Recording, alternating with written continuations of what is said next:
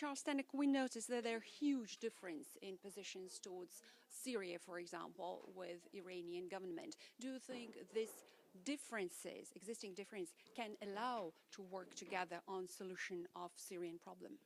Well, clearly over Syria, we have to talk to all the parties. That includes Russia and Iran, who are supporting the Assad regime. You can only make a peace deal by talking to enemies and between enemies. And Syria right now is a killing field.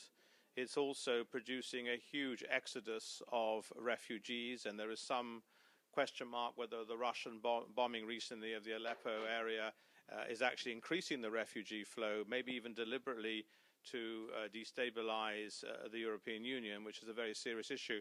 But I have some hope for the Geneva talks, but not great. The ceasefire announced already has been broken or not implemented. The ceasefire that Kerry of the United States announced is not holding very well, but it's better than nothing.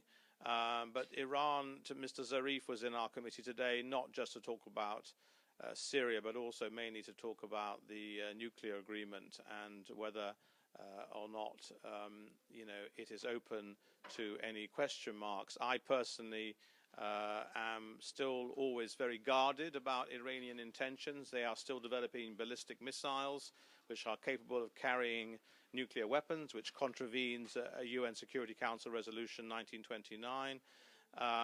And so I asked him that question. He didn't answer it. The human rights situation in Iran remains appalling, with over 800 executions. And minorities like the Baha'is, the Christians, are persecuted.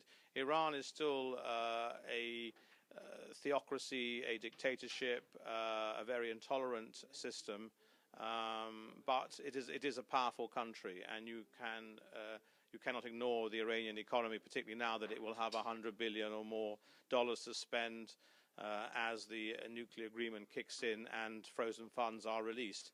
So we have to engage constructively with Iran, but I'm not going to be uncritical of a country whose track record in so many areas has been lamentable. Its support for terrorism like Hezbollah and Hamas, to give you other examples, in the Middle East.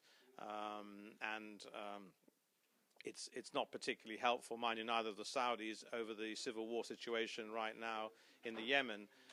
And so the region is very dangerous and very unstable, but the only hope is dialogue. And as I said before, we have to talk to all parties. And in Syria, the only hope is to stop that civil war. If the civil war carries on, many more innocents will die.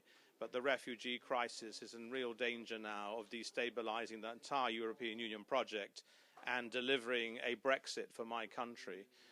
In Britain, we are about to have a referendum on EU membership, and one of the topics that constantly comes up from those who wish Britain to leave the European Union is that it's not able to defend its borders against migrants, that all these migrants coming from Syria, Afghanistan and further afield will all get EU passports and so on. So this is a very serious issue in the British press, in the British public air of debate, and ahead of the EU referendum it would be extremely helpful if Syria could be stabilised.